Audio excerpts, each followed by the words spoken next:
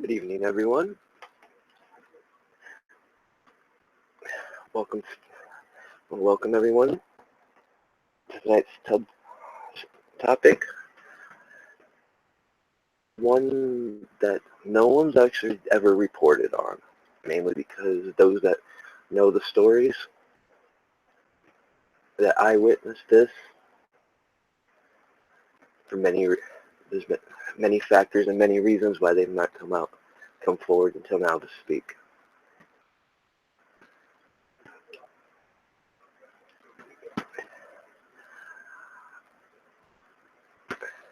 What is the new faces of the sleeper cells? Back in the 50s, 60s, we used to have the Russian sleeper cells. But that was, it was common knowledge. What hasn't been common knowledge after 9/11.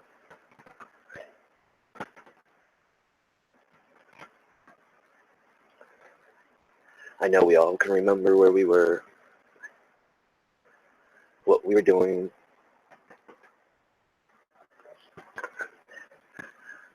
but what is not discussed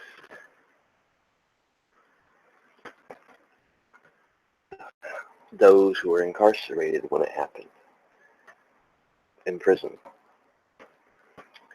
It is some of their stories that I will be sharing in the videos to come. Tonight's just going to be more of a dialogue of what the new sleeper cells are about. And I will be, in the weeks and months to come, I will be adding to it with other people's stories, those who were locked up when the event happened, those that I witnessed, the things that I'm going to be talking about.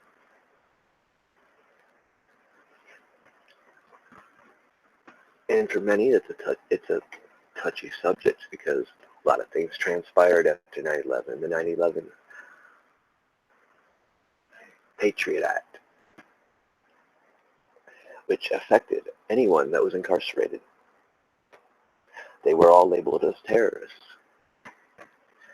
All their rights taken away, even to this day, even after they get out.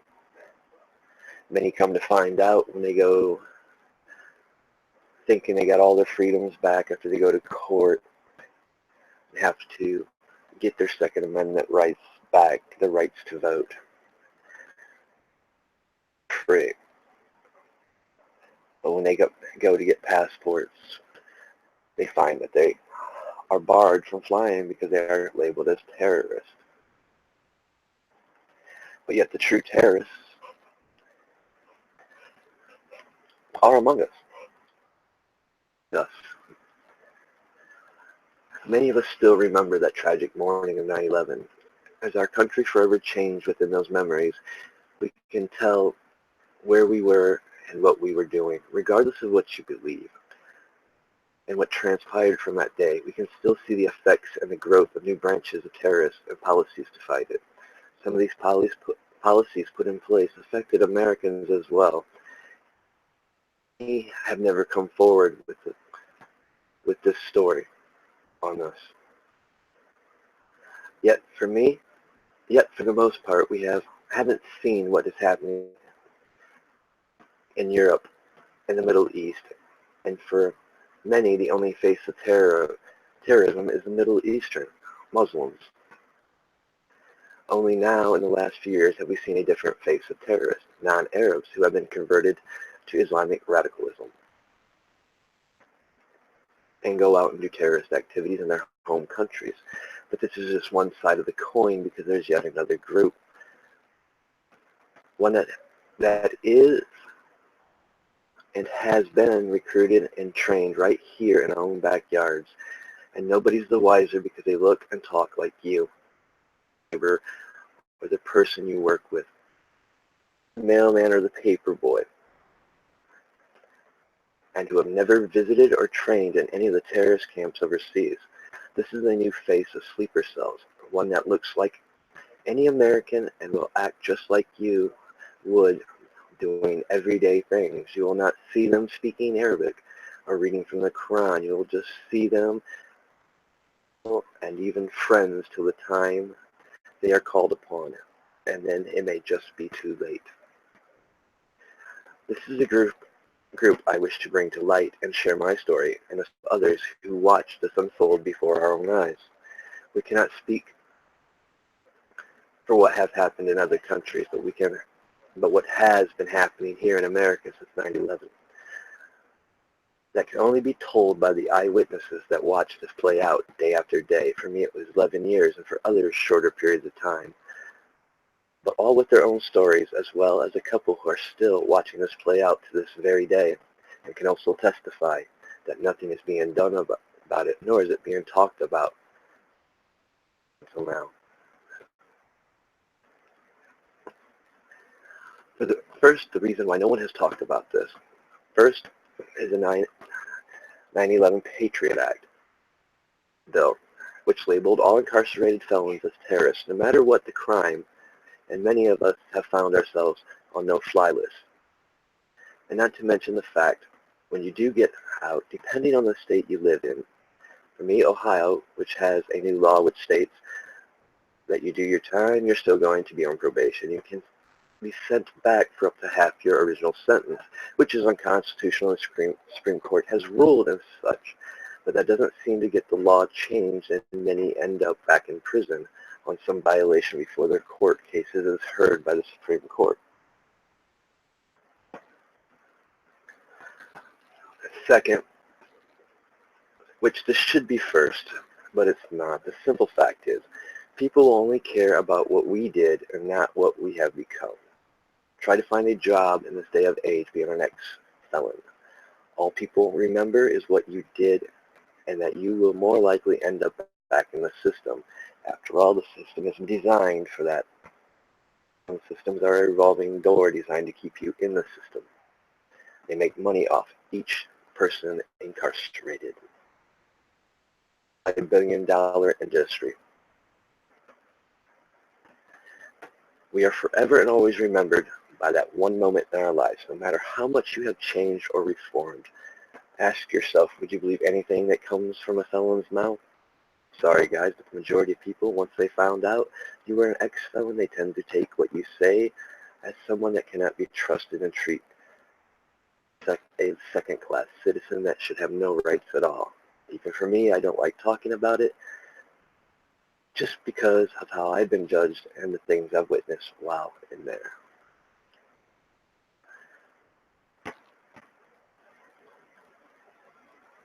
Which leads me to say this.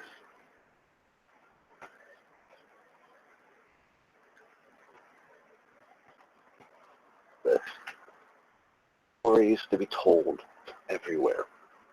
People do change, people make mistakes. Mistakes that some will have to pay for the rest of their lives. But what was witnessed inside the prison after 9/11 was much more shocking. It changed the ideal and concept of what homegrown terrorism is. And the fact that we've seen very little of it. But yet again, maybe we've seen more than we realize. If you look at some of the organizations and riots and protest groups that are going on, many of them were incarcerated, that are acting on hidden orders.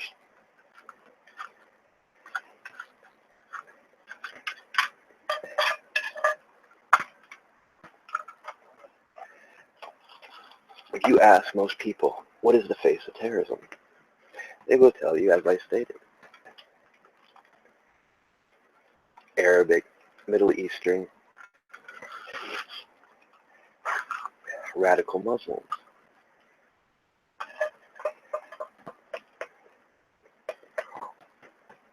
But here in the United States, there's yet a different face.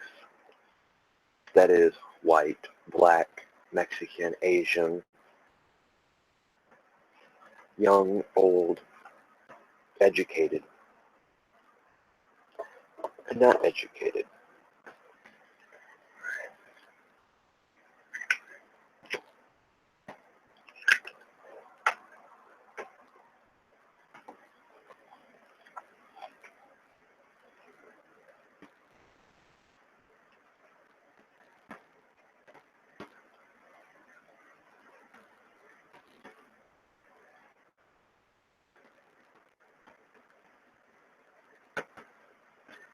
what I saw and witnessed for 9 years.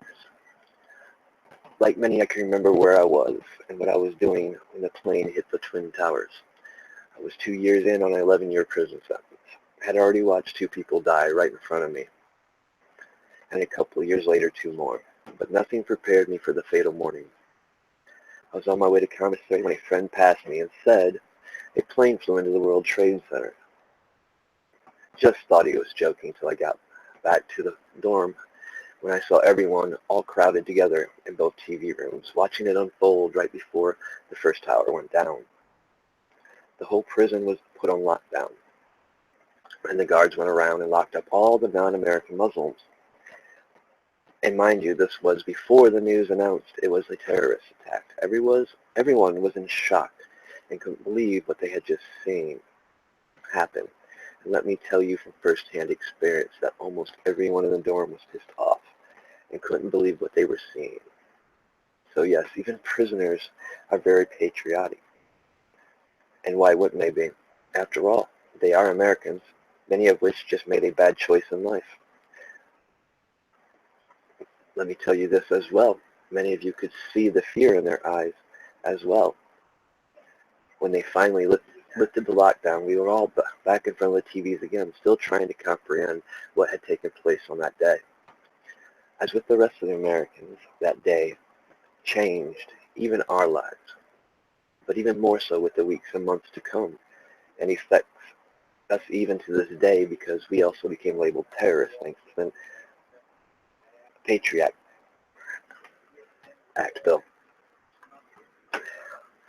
But that's not what this is about, other than it may be used to shut us up and what keeps anyone from talking about it. Let me get back on track here. A couple weeks later, they released almost all the non-American Muslims from the hole, and a couple they rode out to a close security camp, and nothing else was ever said about that, at least not to my knowledge. What we started to witness after that was two different groups of Muslims, the radical ones and the ones that valued Americans' freedoms and what they believed Islam stood for, which was peaceful form and more spiritual, no different from any other religion here in the U.S. And slowly the two factions separated from each other. And what transpired from that is what we will discuss here. The radical Muslims started to go after the young and weak, the ones that would get themselves into debt, or the ones you knew would get turned out. And they wouldn't step in, and they would step in and take them under their wing. Protection with a price. And they would start to convert them to their teachings, them speaking Arabic and reading right from the Quran, and teaching them to hate anyone that wasn't of the same belief, even the non-radical Muslims. In the beginning, it was always the ones they perceived as vulnerable and easy to manipulate. But even this trend changed over the years as the Patriot Act came into place, and the more easier it was for them to find harder criminals that would follow them.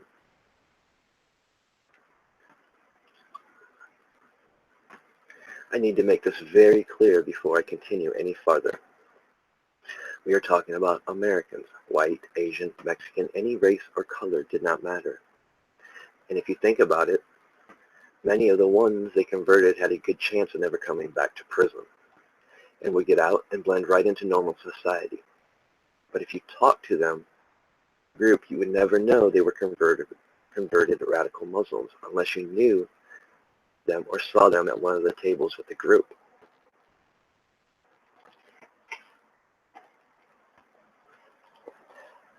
This was done in a way that was calculated.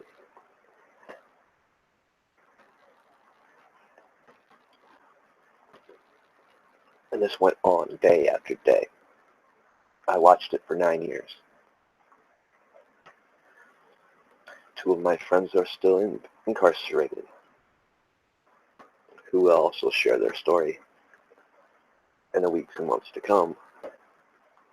I have still said, It is still playing out to this day, and nothing is being done with inside the prisons. Not the gang coordinators aren't stepping in. The guards look away.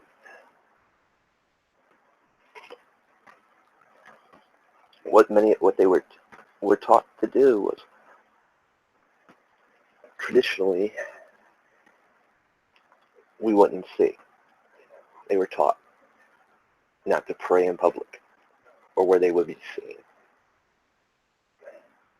They were taught never to speak in Arabic, only amongst fellow brothers.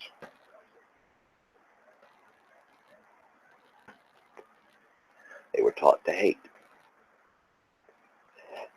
They were taught how to blend in society. They were forced. I say forced. They were manipulated into what college programs were still left in the prison systems to educate them, so they had a better chance of getting out and blending in to organizations and better jobs. Now I know many of you will say, well, you're not going to believe it. Why would you?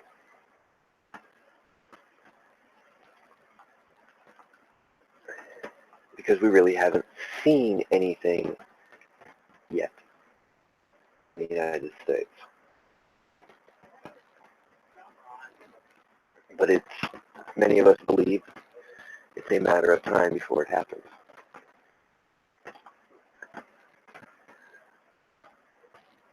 And many wish to now speak. Many of us have fears of the repercussions that may come from this.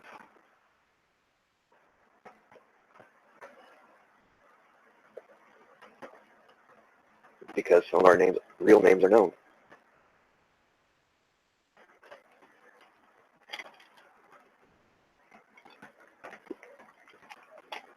That is why I have chosen to start this video series from my perspective and my perspective only. I wish to protect my sources.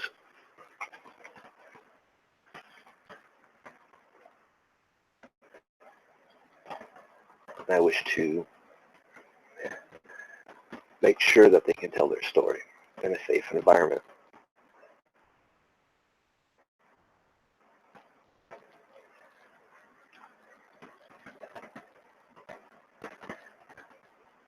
Because we don't know where, we may be persecuted from, we may not. We don't know who might come to contact us asking us for our information.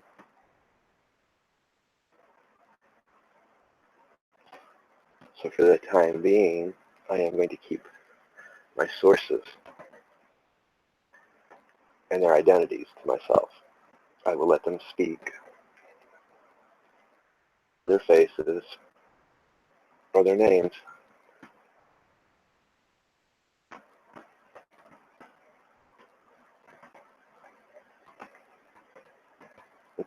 until I feel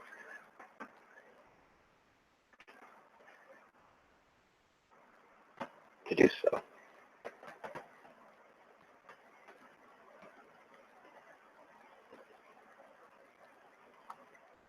What people don't realize is from the things we've watched in the recent months and past year, protests, groups like Antifa, other groups, I've recognized a few people. Let's keep it real. A convict, prison guard, staff, they will tell you on spot who's been locked up and who hasn't. It's just, most of us, we have nothing better to do besides put ink on our body. Well, here's a little secret about prison ink. Most of it's homemade because you're going to pay a lot of money for real ink, even if there's even real ink inside the cans. In the cans. So, what separates our ink from street ink? Street ink has a bluish hue to it.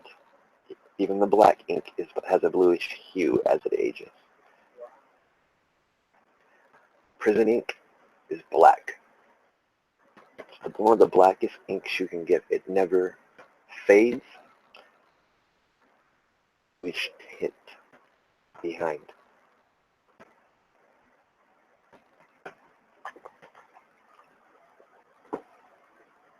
And I've seen protesters with the inks, prison inks. I've seen prison tattoos from gang markings. Me and a couple people that will be also sharing their stories sat back and talked about this, things we've seen, things that we've recognized. I mean, when you have sleeper cells, there's many different forms. Not all of them are called up, put in positions to infiltrate. Some maybe just to make money for other organizations. Others maybe to actually commit terrorist acts. The scary part of all this is on the day of age, we can get our tattoos removed. We can easily blend in. We can never hide our records.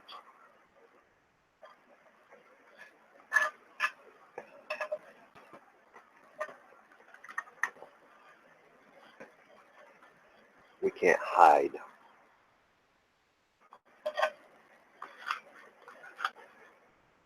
But what many of the ones they targeted in the beginning were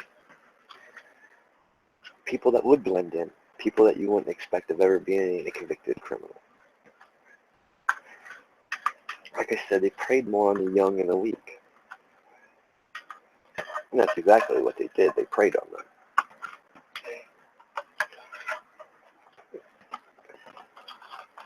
Because the truth is, prison is a real monster. Like I said, I watched 4 people die right in front of me.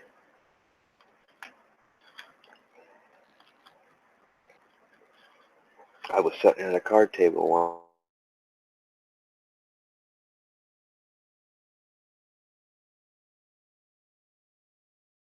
day.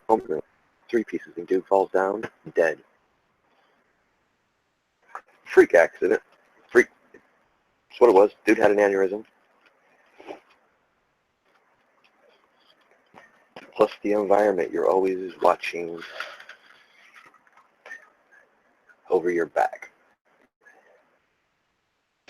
Aware. You're constantly in survival mode. Because at any given time, anything can pop off. There's no such thing as being in the wrong place at the wrong time. It just can happen anywhere. In a sense, it honed our senses to things like this. You know, even it got to the point where almost every group on the compound, would have people watching this group. Regardless, because the prison system, you have gangs, you have affiliations, you have the AB, Aryan Nation, then you have your folks, Blood, Crips, Mexican Mafia.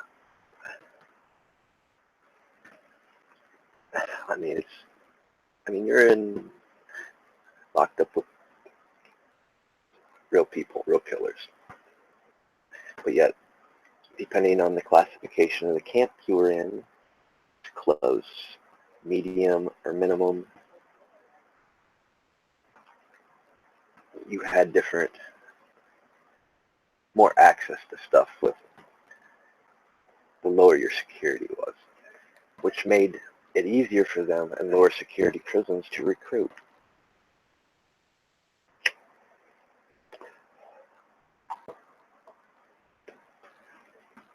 I cannot remember dude's name.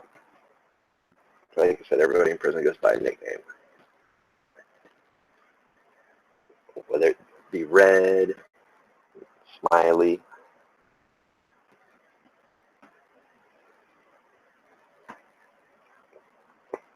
I mean, you guys get the point, I think. Everybody has a nickname. Because in prison, you're identified as convict, inmate, but you're identified as your number, your prison number. That is your identification.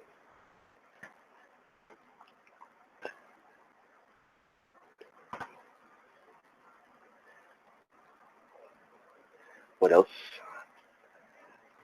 Back to what I was saying. I don't want to get off topic. There was a Muslim. He was radicalized before prison, from my understanding. He earned the nickname Osama. And believe me, this dude made the prison through AR laws, petitioning. I mean, he filed a bunch of paperwork to force them to use their aliases. He chose the name Osama. And on his ID badge, because at the time I was working in the library doing the computers. And we got in an argument with him one day about it because he had to use his real name. And he said, you know, he will not be recognized by it.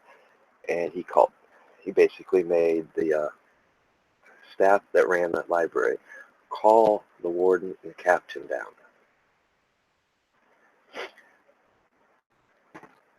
And he showed them the paperwork to where we had to recognize him as Osama.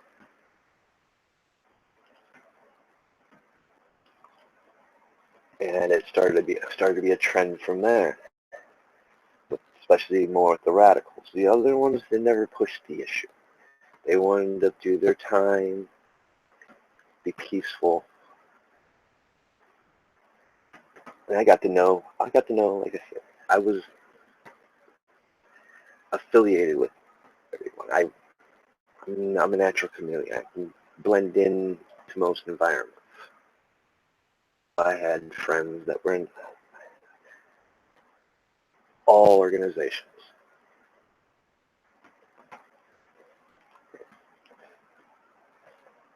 Which, was nice.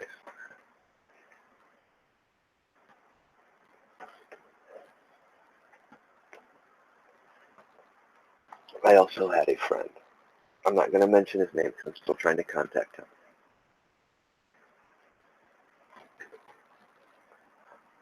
Because he was, in a sense, our insider.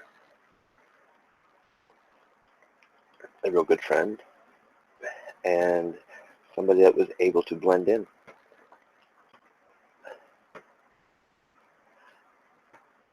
I mean, the stuff that he came back would tell us blew our minds. The fact that they were planning to radicalize them, but not have them go out and do things. The fact that they were talking about creating these sleeper cells. The fact that it wasn't just happening here in Ohio, but in every prison here in the United States.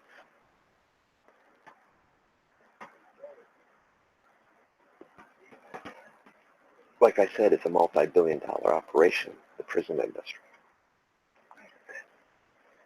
Can you imagine how many people from 9/11 to 2017 who may have been recruited, converted, and radicalized inside the prison system to become sleeper cells. Just the idea alone, just the thought of it is scary. Because, I mean, honestly, if you don't have prison tats, you can blend into any surrounding. And if people don't know how to recognize prison tats,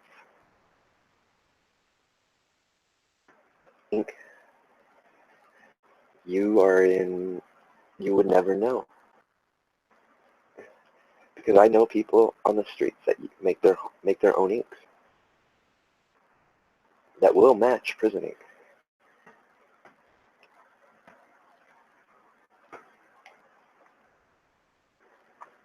Because especially with tribal inks, because it retains black.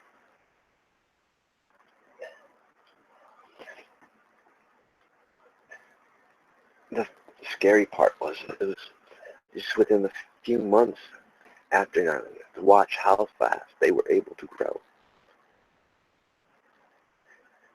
And right before everyone's eyes.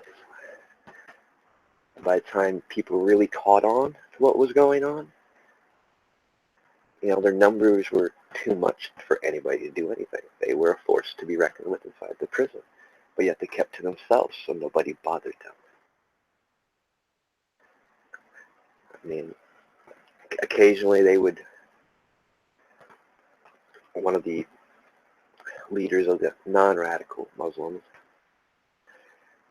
would try to talk to Osama and tell him this is not what we're about, this is not what our religion's about. And they would argue and debate the philosophical sides of the different religions of Islam. I remember one day I was with the one leader who, I'd been doing time with. He was well-educated man, but somebody that understood and respected other people's values and beliefs, and wasn't scared to explain his religion and his ideas and beliefs and what he thought about the radicalism, how the genocides, the radical Islam has committed genocide on other Islamists, the Sunnis and such, to the point where a lot of it was genocide, to where, what is left of Islam is almost all radical.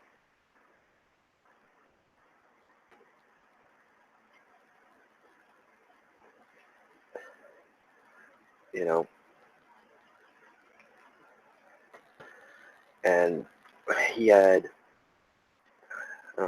Osama had a couple of his friends. I want to say something, I can't remember what I said, but he ended up calling me a Kufi. And wow, I mean, it made Kufi, I'm an infidel. I'm more so of an infidel to them than Christians.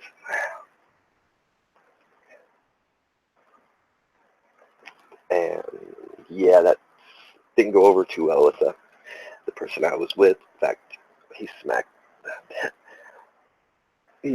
dude in the face and told him to watch his mouth and show respect. And he said a few other things that I'm not going to repeat because I'm trying to keep the cuss words out of this.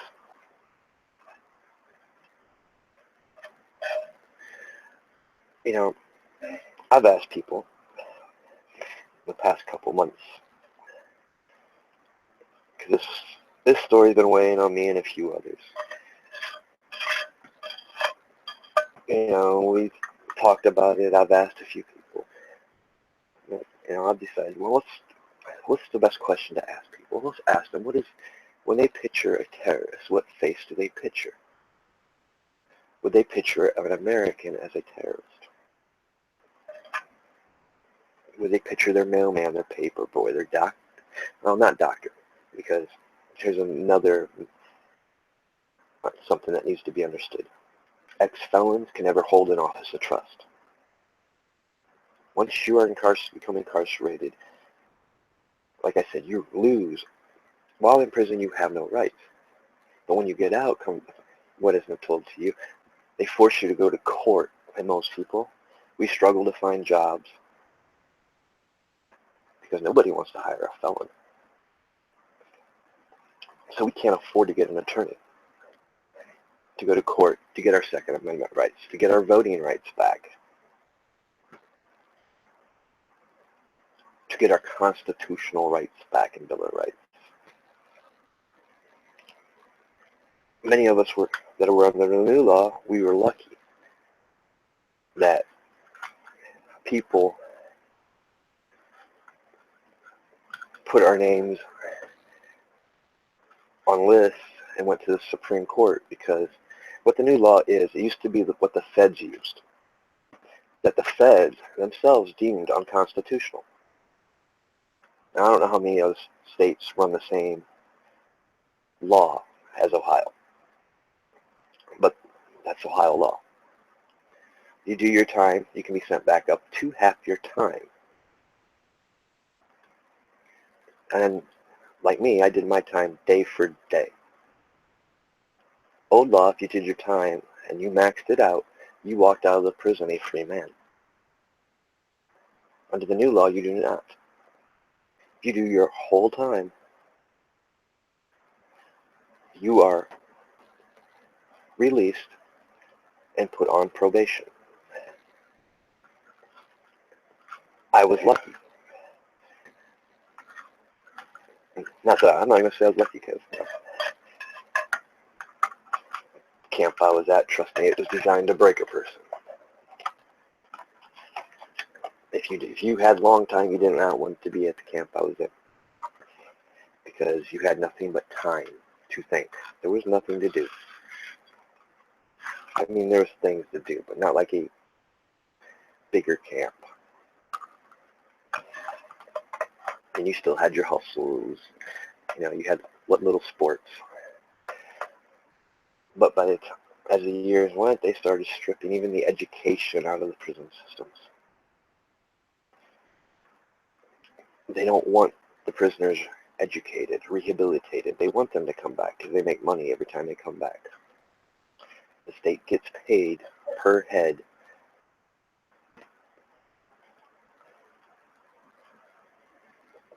Like I said, it's a multi-billion-dollar industry.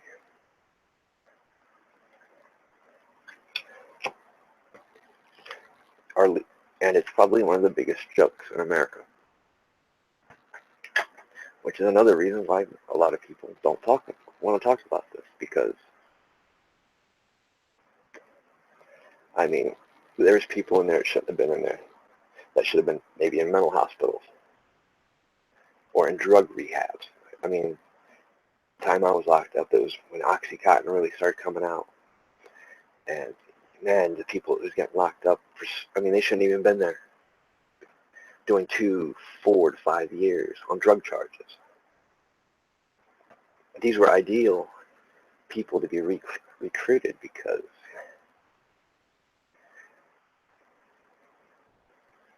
they're going to be a quick turnout.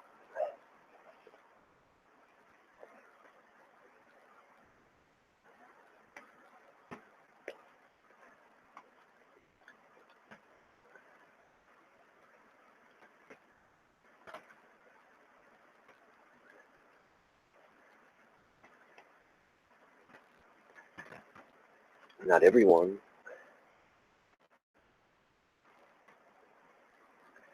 wants to be considered a second-class citizen. Not everyone wants to be labeled as a terrorist just because I made a mistake.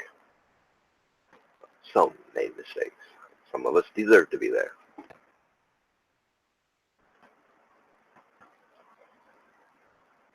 That's just the irony and sad truth of things.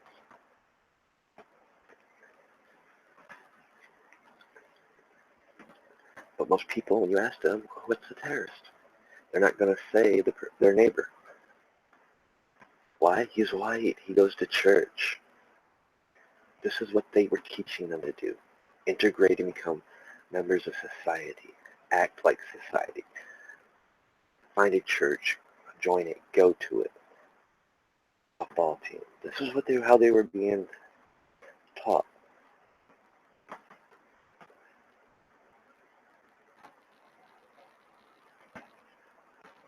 I mean, we could be talking about millions by now. I mean, that nobody really knows what they're doing or when they're going to be called in to do jobs or what their jobs are.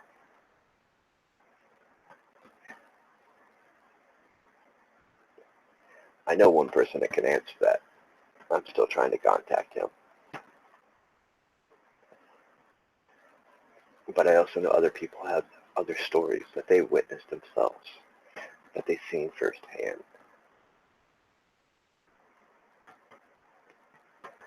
The brainwashing that they did, I mean, that's what it was. It was brainwashing. They brainwashed some of these kids.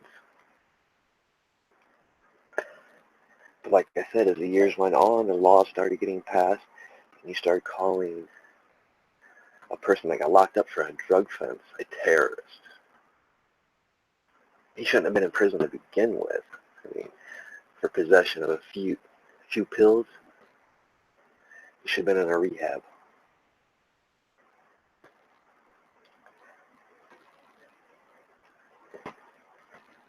And wow, I mean, it was just amazing. It was, I mean, amazing to watch this stuff transpire. I mean, not amazing, it was scary. It was unbelievable what it was. Like I said, what was more unbelievable is just the blind eye that was turned to it. I mean, occasionally you might hear a couple CEOs talking about it. But they said, there was nothing they could do because they weren't causing no trouble, causing violence inside the prison. They would just gather and speak in Arabic, read from the Quran. And then they would go in separate little groups throughout the compound where they were taught other things. How to infiltrate, how to become a sleeper inside of this society that would overlook them.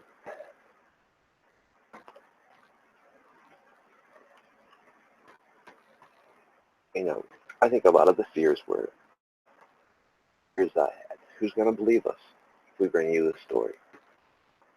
I tried to reach out to a few people to help us with this.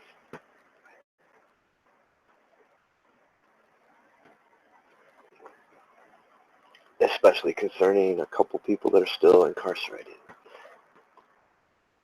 I don't want to get them in any real trouble, nor do I want them to be harassed for during the time they're there for speaking the truth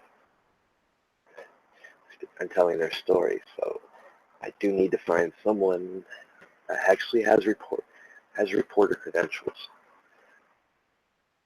that would be willing to go to the prison and interview them, preferably with a lawyer, so it being of the conversation that's taken place, and it can be done in a private room. Like I said, I want to protect all those that speak on this.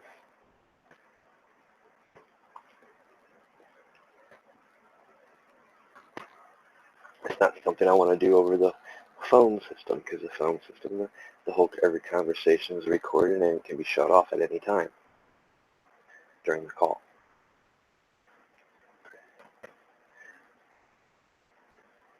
I mean, it's just the way of life. Especially my one friend. He's maxing out at 25 years sentence. Pro board he basically told the pro board, screw him. He'll walk it off. I mean, why not? They flopped him up until he had 5 years left. Better to walk out a free man than on parole. I guess is the way he looked at it after doing all that time.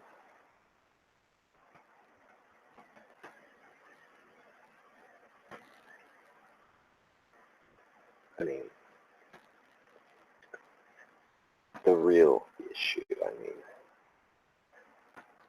getting their stories and letting you guys hear it for yourself.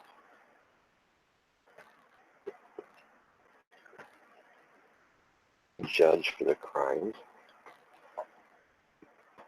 especially many of them that have been out, no longer on parole, that are part of everyday society. They're trying to live their lives the best they can under the circumstances. They're always judged. When people find out, oh, you're ex-felon? Yeah, it's just the way it goes. We're used to it.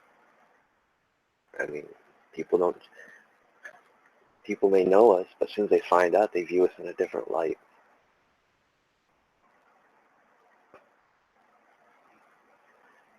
Which is one of the many reasons why no one's come forward with a story yet. Why no one wants to talk about it. Especially, if they've got family in a good community. Because many of us have to move, especially if we're from small towns. People never forget what we did. They always remember us for what we did, not who we've become.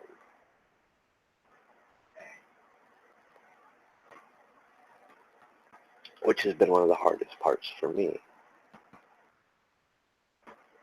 Because the truth is, I was a monster. I deserve what I got. That's just the facts. Not ashamed of it because I ain't that person no more. Never want to be that person. Like I said, prison broke me. Now I won't even get in the car without putting a seatbelt on. And then I got out in '09. Haven't been in trouble with law, haven't had a speeding ticket, haven't had no tickets, no run-ins with the police. But yet, I'm still judged because I live in a small area, a small community that still remembers the crap I did when I was a kid. We all have our own. We've all made mistakes, some of us greater mistakes than others.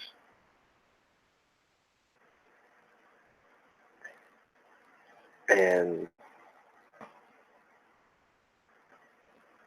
it gives us a new meaning and a way to look at things. We know we're less likely to judge others because of the way we've been judged. And like me, I can speak probably candidly for most of them. Revisiting our past. We don't like revisiting those days, those years we spent. Because there's really no good memories. Like I said, you're always in survivor mode. You're always watching over your back. That's one of the hardest things when you get out. Walking into like a Walmart. You're jumpy, you're edgy because of all the people. You're watching their back, thinking you hear somebody. It takes a while to get over.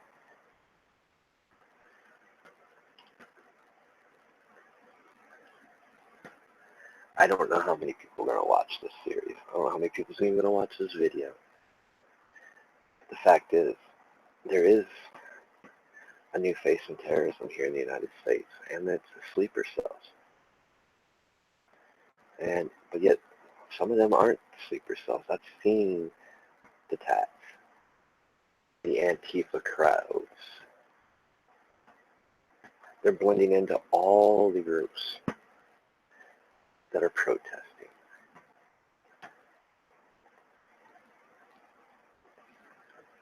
I mean, we all know anybody that's studied anything dealing with wars and stuff, the key tactic is divide to conquer. Cause division, cause chaos. The more you cause, the more destruction. It might not be physical, pretty damage or anything like that. It's just the mental aspect. It's a psychological warfare that can be conducted. Then there's the other thing. How many of these that were radicalized inside the prison system that's went out and recruited? These are the things that no one's talked about.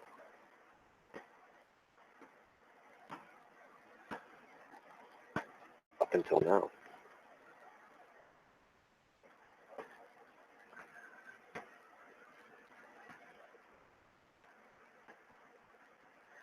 I know for many of you, I'm probably going to lose a few friends over this. Probably quite a few followers.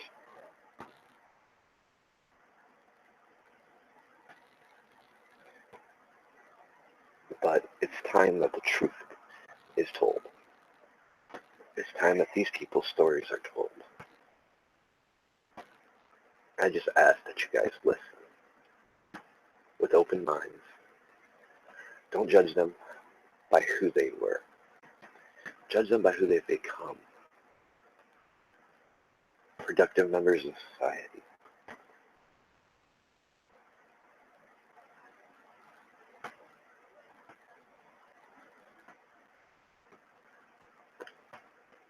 And I ask that you guys think about what is being said in these videos to come and in this one. I mean, is it going to change the way we view things? I mean, it has me. But then again, I was there. I watched it unfold. I've watched it unfold even after being out. That's kind of what's made us want to talk about this and act and discuss this and tell our stories. You know, the 9 years that I watched these things unfold, I've watched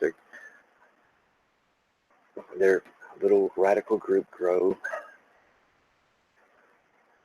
to become 300, 400, 500 by the time I left. But you also got to understand that even with that big a number, there was probably twice that has already was released and on the streets, integrating into society, hiding amongst you, wolves in sheep clothing, just waiting to be called upon to act and cause terror.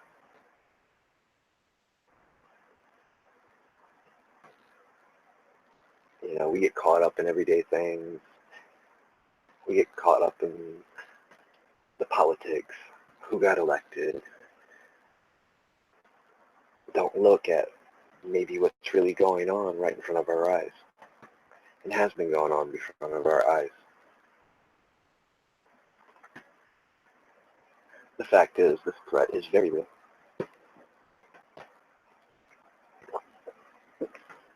And it's very sophisticated.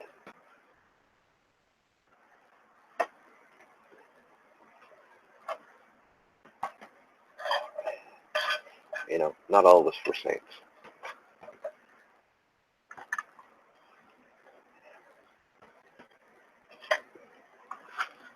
But many of us have reformed and become better people. Unfortunately, it took a huge mistake in our lives to reach that point of understanding and realize the fact that we needed to change, or this was going to be what our life was going to be for the rest of our lives behind bars. And that's what angered most of us even more watching this unfold. You know, most people think, well, prisoners are not patriotic. They don't care about America or Americans. That's not true. I witnessed that firsthand on 9/11. I watched fear in hardcore criminals, killers, murderers, people that you would never see or show fear. I've watched hardened criminals cry when the tower came down.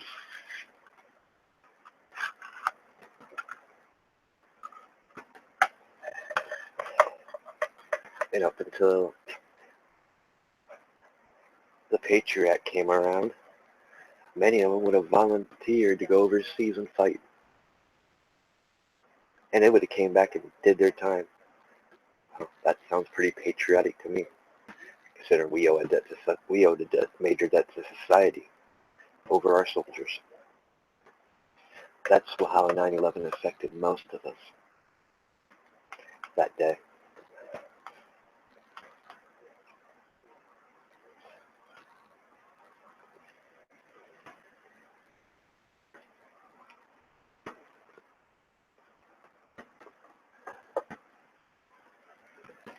Like I said, my past is not a subject I like talking about.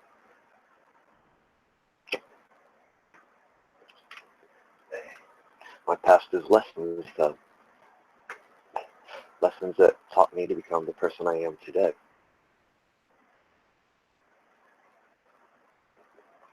It's been a long couple weeks for me. Memories to share with you guys.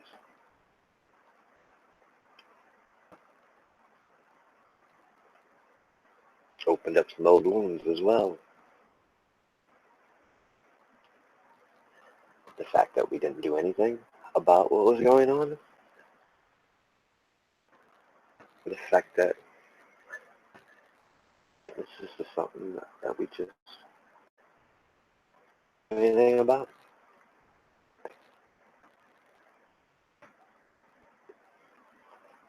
Because in a sense, inside the prison, there's laws even amongst us convicts and inmates.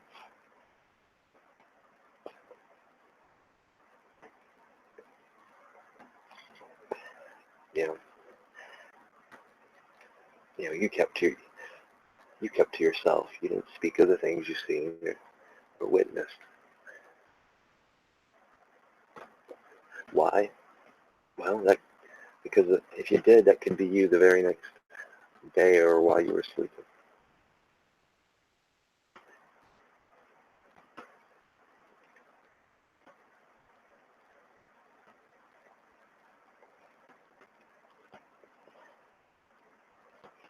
I mean, the fact is,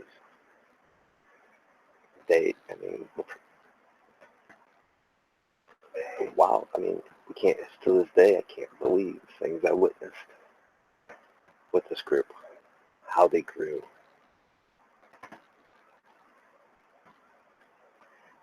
And really, we watched, but we never, I guess many of us never gave it much thought that they'd actually go out there and do anything.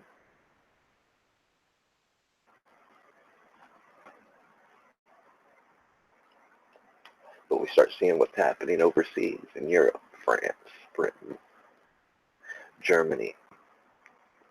I mean, yes, for the most part, that is, like I said, we can't speak for other countries, but for the most part, that's still Eastern radical Islamists. But we've slowly seen over the years Americans converted over to the radical Islams, ones that have never been incarcerated, more open, more radical in their dealings. Where this group, for the most part, has been quiet, just sleeping, a sleeping cell, waiting to be awakened and called upon and activated. I think that's the word I was looking for.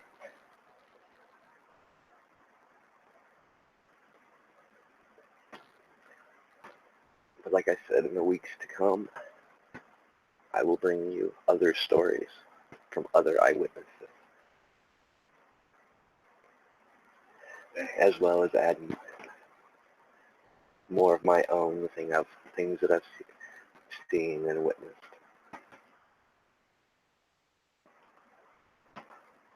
But I thought it was important to get this out and do it for right now. Just my story.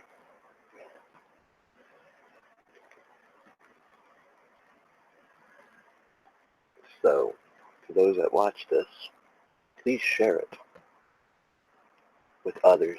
Get this story out. Let people learn that there may be, not maybe, there is a real threat here in America. One that is, for the most part, unseen and unknown.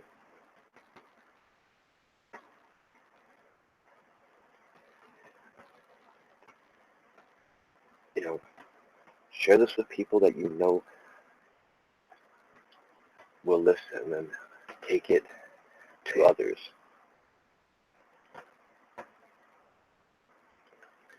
Because it's time that we shed light on this. Maybe by us coming forward, speaking what we witnessed, may curtail something that happens in the future.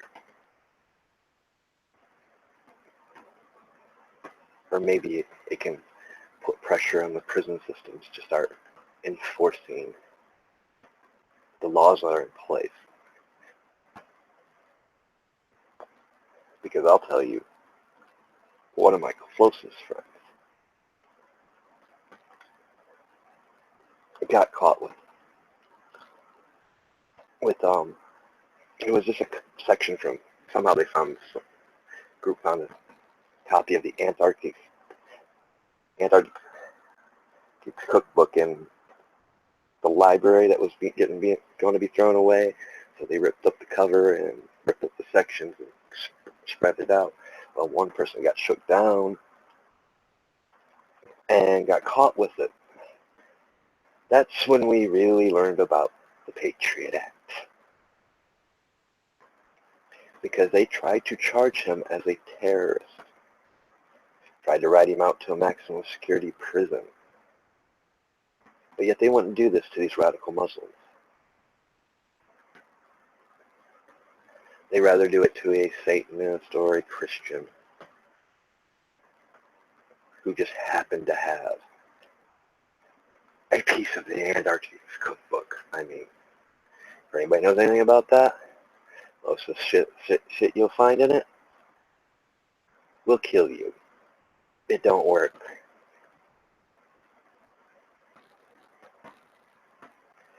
But like I said, they tried to charge him under the Patriot Act.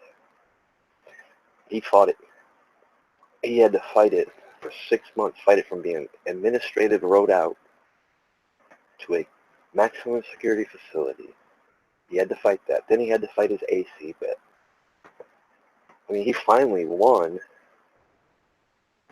but that was our first experience with the Patriot Act. And when he brought the paperwork, when he got out finally the hole, and he showed us all the paperwork and we read it, it taught us that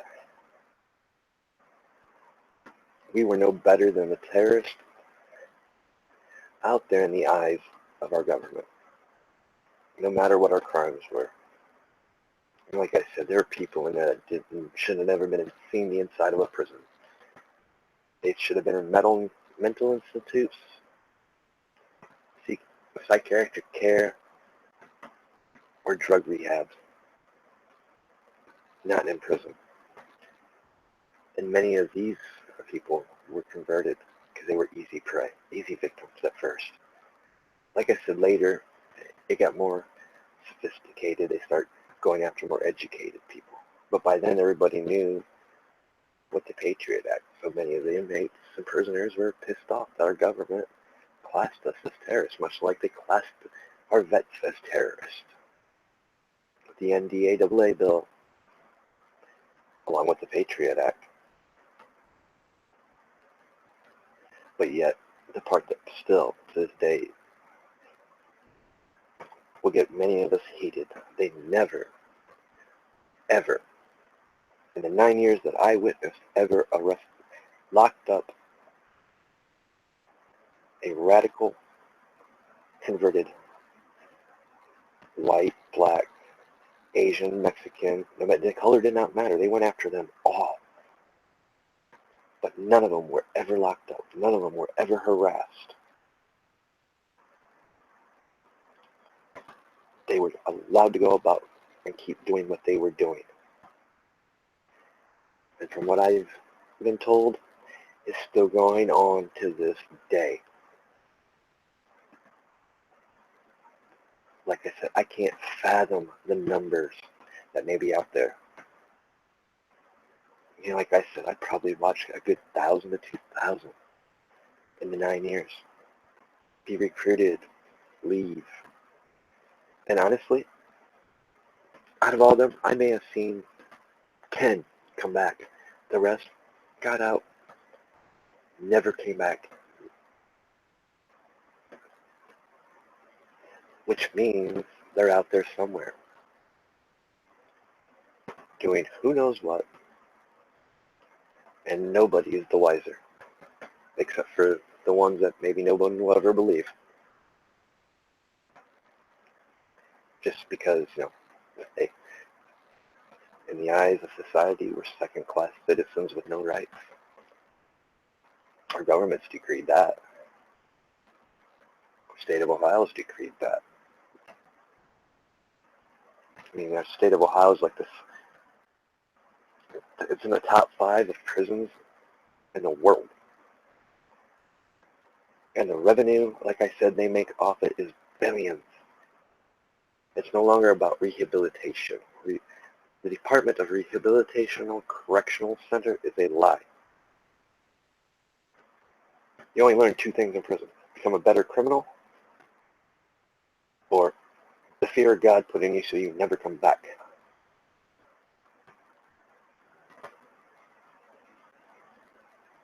And you will play hell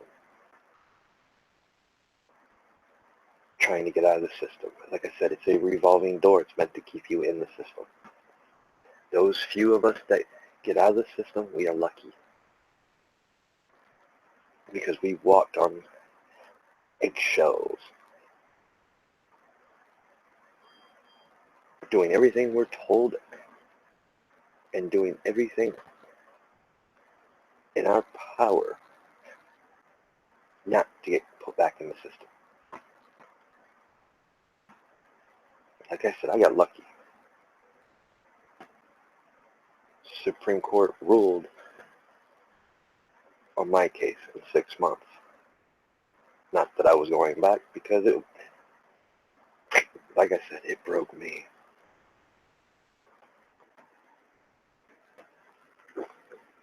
But this will give you guys something to think about for the videos to come.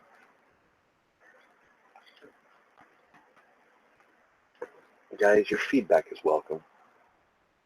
Leave comments, I'll answer, or a couple of others will answer that we'll also be discussing on this. That, yeah, you guys will get to see the big picture as we go. And like I said, for anyone out there that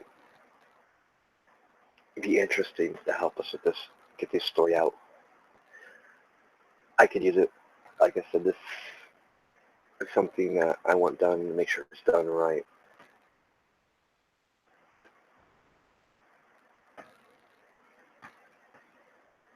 And like I said, I can give you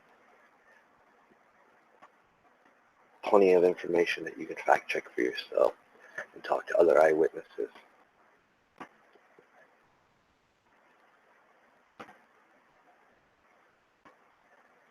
But I think for the most part, as soon as you mentioned prisons and convicted ex-felons, nobody wants to touch it. The impression I've got from the few people that I've asked,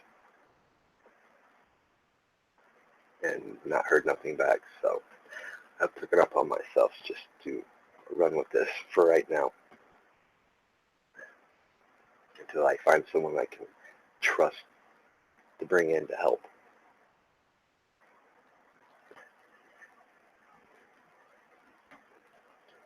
And I know I've been gone for a little while, guys. I haven't posted any videos for a while. I'm working on a couple projects. This is my major project. It's kind of put everything on hold. But for those that enjoyed the Great American Deception, I am working on part 2 of that as well. I think you'll enjoy that because I'm doing it, interviewing people and asking them if they believe what is the American dream? Does it still even exist? And some of the recordings I've got from interviews, it is interesting to hear what they have to say. I was kind of shocked. But that's, like I said, that's going to be coming probably next month as I'm working on it. Right now, it's kind of, everything's on a back burner. This, after talking to, like I said, some of these eyewitnesses, people that I've known, some people I didn't know until recently. This has been weighing on their minds as well. And we just agreed it's time that we share this story. I hope you guys enjoyed this video. Like I said, I know it's a little bit different than what I normally bring to you guys. Also, I'm been a little bit more open about myself,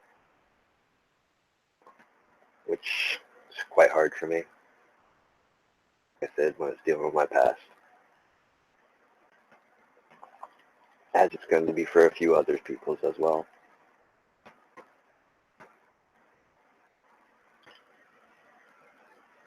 But in the end, it's up to you guys to share this video, like it, and help us spread the word. This is a very important subject that needs covered.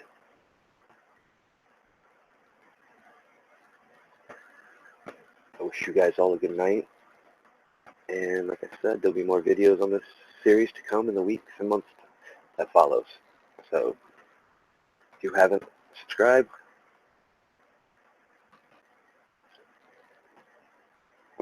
like me on Twitter. You got comments, questions, my contact information's in the description.